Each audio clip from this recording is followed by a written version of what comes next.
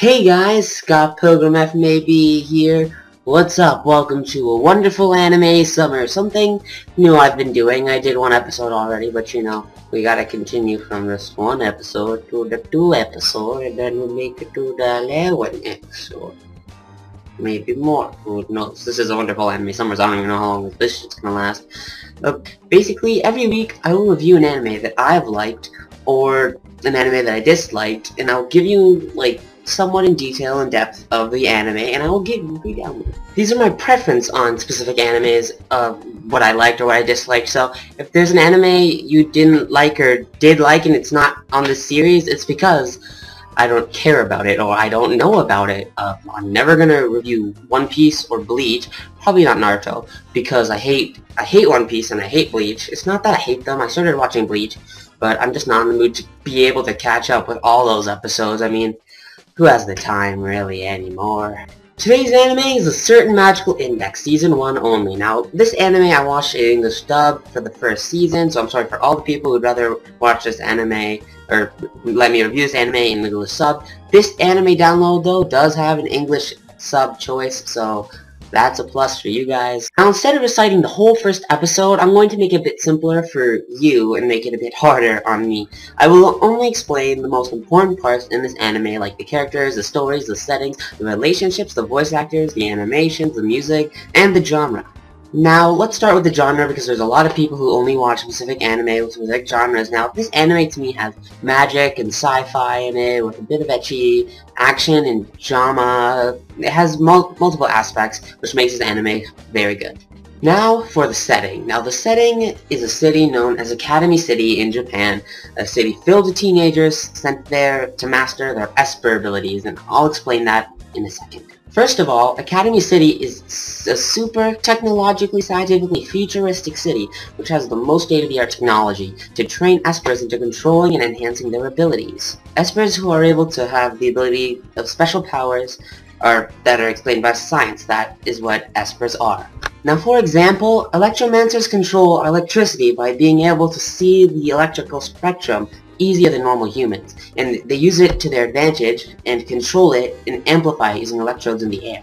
And teleporters can teleport themselves or anything they touch as far away as 80 or so meters by deconstructing and reconstructing the atoms from one place to another.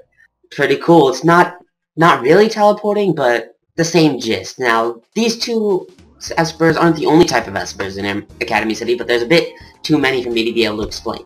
Now, Espers have a leveling system from 0 to 5. I can't tell which one you see. I don't know if it's the one I see and the one I'm gonna say it's 0 to 5. Like that. 0 being no Esper abilities to level 5, which are the strongest, and they're only around 7 ultimate level 5 Espers. Now, people who are level 0 have to go through intense training to be able to have even the slightest chance of being an Esper, although it's very highly unlikely they'll be able to. Now, level 5 Espers have the strongest abilities, but there's only 7 of them, like I said before, and they're so strong that their abilities aren't able to really upgrade to a higher level at the moment. Now, there aren't only Espers in this city, though. There are magicians in this city, but magicians aren't just random people. There are people who are with churches across Japan, and those without Esper abilities and believe in God over science craved Esper-like powers, so they created magic so they could become more powerful. Most magicians just want to live in peace with humans, where others just want to destroy science and show everyone the beauty of the Lord. Now, civilians don't really know about magic, but only those who have seen magic in front of their eyes truly believe in it. And next are the characters, and this anime had multiple different characters, but there are 4 main characters that influence the story a lot. Now, the first person is Tomokamijo. Now, he's explained as a level 0 with extraordinary abilities. His right arm has the ability to cancel out Esper and magic abilities. And this is because his arm sucks out all the good luck and the bad luck he takes in. He's just a caring person who just likes to help people in need, and he will help anyone in need, even if it is an enemy. Now, he's just a typical teenager. He just wants to live a normal life, but is thrown into this whole bizarre adventure because of the second main protagonist. Now, the second main protagonist is known as Index. Her full name is kind of a pain in the ass to say, so fuck that shit. She is a nun with crazy abilities. She has a photographic memory and is a nun. Because of this, her church had her memorize all 103,000 grimoires, which are magic, powerful, crazy books that could destroy the world if gained by the wrong people, and that's why she's always targeted throughout the anime. Weird thing about her though is that because she has memorized so much, her memories must be reset every year or else her memory in her brain would explode. Now, for some reason she keeps the general memories like her name, the church she's with, and every single grimoire. That's all she remembers. Kinda fishy if you ask me. Now, her main gag is she's always attacking Tomo whenever she gets injured or just pissed off about something. Really, talk about anger, she is fucking crazy bitches, eh? Bitches be crazy. She also has an alter ego that only activates when she's in a life or death danger, like as if she was dying out of blood loss, this would activate, and she would just go, okay, we have to find a way to save me right now, and she just... all the powers of her grimoires would be somewhat activated, and she'd be able to use only some of them to help her. She's a caring person, and she really cares for Tomo, which is shown throughout the whole anime, because he's always getting injured, and she's always really mad about him not asking for help, because she knows she can help, he just doesn't want her to help, and she's always worrying about his safety. Now, the third main protagonist is Mikoto Misaka. Now, she is honestly my favorite character. Don't ask why, though. I cannot explain. I'm crazy.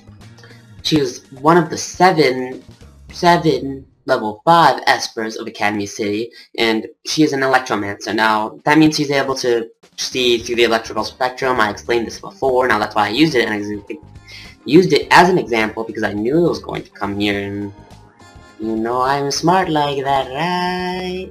Now, she's able to flick coins with her fingers and amplify its speed and how much inflicting damage it inflicts using her electric powers, which gave her the nickname of Railgun. Now, she's always hot-headed and is usually seen with her friend Kuroko Shirai, who is probably a lesbo. She's kinda cuckoo. Now, despite her hard-headedness, she can be very serious when it comes to things that need to be very serious, like protecting her friends, but when a threat comes and she knows that she cannot defeat it, she kinda hesitates, but she still fights. Now, the main gag of hers throughout this whole series is that she's always trying to pick a fight with Tomo because she has never lost a fight ever before until she battled Tomo, which she lost to his right arm, his Imagine Breaker. Now she just, anytime she tries to defeat him. Doesn't really work out though. And the last protagonist is actually an antagonist for most of the first season. Now, his name is unknown really, but he is known as Accelerator because of his ability to control any vector he touches as just motion, heat, electricity, and wind. He is the most powerful level 5 Esper in Academy City, and he's just fucking crazy. He will kill just for the reason to become stronger because his powers become stronger the more fights he is in. Although, he's truly not a bad person, but he tries to look like one because of everything that's happened in his life. Now, he is the strongest Esper, and because of this he's always being targeted by people who want to become famous just for beating him, although this never really works, really, because he's the most powerful for a reason. Now, he just makes himself look very insane just so people wouldn't mess with him. Now, he's a truly nice guy inside, he just... circumstances in his life made it so he cannot show that side. Now for the story explanation. Let's get started here. Now, everything starts from when Tomo one day came home from school and found Index hanging on his balcony. Now, she was asking for food because she was hungry, you know, because jumping from building to building, you get hungry. Now, after she's fed, she is explaining to Tomo about all this magic stuff, and she leaves saying that if she were to stay there, then she'd be screwed, and he would be screwed because of her magic trail, because of her clothing. Now, she ends up leaving her headdress here, and Toma, coming back from wherever he went, noticed Index on the ground, bleeding to death. And he noticed that, oh my god, she forgot her headdress at my house, she must have came back, and whoever was here before must have taken her out, although she's not dead yet. She's on the verge of living. Now, when someone else came to collect her, Toma was already ready to fight whoever had injured her, and then some epic fight thing starts, and it just gets much more serious. Now, in a later battle, Toma finds out about Index and her memory erasure, and is pissed off and is determined to get it out, because, you know, he's a caring person and he believes that this memory erasure is bullshit, and he did not know what he was getting into. Now, this next part is a spoiler, so if you don't want them, really, then you can skip it by clicking this. It's just, over here, there'll be an annotation. I'll just give you a few seconds.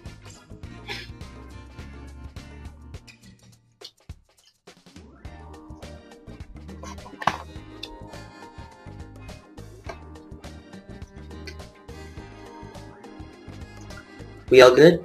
Cool.